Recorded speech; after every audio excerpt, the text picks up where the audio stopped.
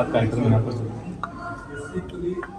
एक तो जम्मू कश्मीर के साथ हमारा बहुत पुराना नाता है। मैं वर्षों तक यहाँ पर संगठन में काम करने के लिए यहाँ पर रहा हूँ विद्यार्थी परिषद में। आज मुझे सौभाग्य मिला है कि विद्यार्थी परिषद के प्रदेश अधिवेशन में यहाँ मैं आया हूँ और कठुआ जो डॉक्टर श्यामा प्रसाद मुखर्जी जी के एक तरह की बलिदान की एक भूमि है ये जम्मू कश्मीर, जहाँ उन्होंने परमिट सिस्टम का विरोध करते हुए बिना परमिट के लखनपुर के स्कूल से प्रवेश जम्मू कश्मीर में किया था, जहाँ गिरफ्तार किया गया। गिरफ्तारी के पश्चात उनकी जेल की सलाखों के पीछे रखा और न जाने क्या कारण थे। अभी तक भी सारा ये बहुत एक जानकारी का विषय है उस दृष्टि से कि भी उनकी मौत का कारण क्या है, उनका बलिदान हुआ।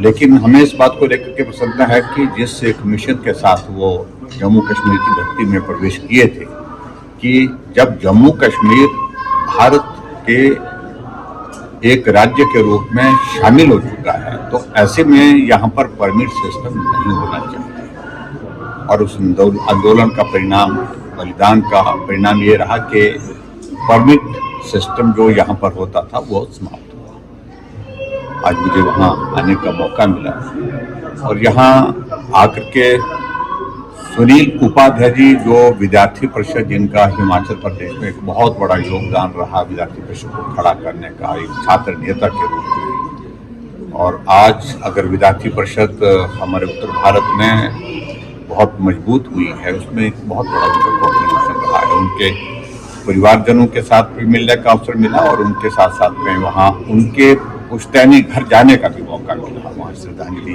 देने का भी को आज अवसर रहा।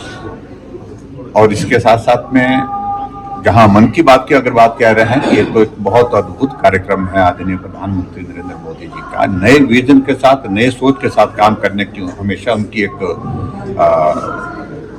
जो खासियत है, उस दृष्टि से बहुत बड़ा इनिशिएटिव जो उन्होंने शुरू किया है, जो बिना विराम के, बिना किसी बाधा के लगातार जब से वो प्रधानमंत्री बनने के बाद इस कार्यक्रम को शुरू किए हैं अभी तक चला है। सिर्फ बीच में जब दौर आचार संहिता का आया था उस वक्त थोड़े वक्त के लिए जो रुकता है उस वक्त तो उसका प्रसारण संभव नहीं हो पाता है। लेकिन इस मन की बात के माध्यम से पूरे देश भर से बहुत सारे लोगों को एक अपॉर्चुनिटी मिलती है जिनका एक्सपोजर नहीं होता किसी फील्ड में अच्छा काम करने के बावजूद भी, तो उनको एक अवसर मिलता है। और ऐसे ऐसे चीज़ों का ज्ञान हम सबको मिलता है बैठे बैठे यहाँ मन की बात को देखते हुए, जिनके बारे में हमको जानकारी ही नहीं होती है।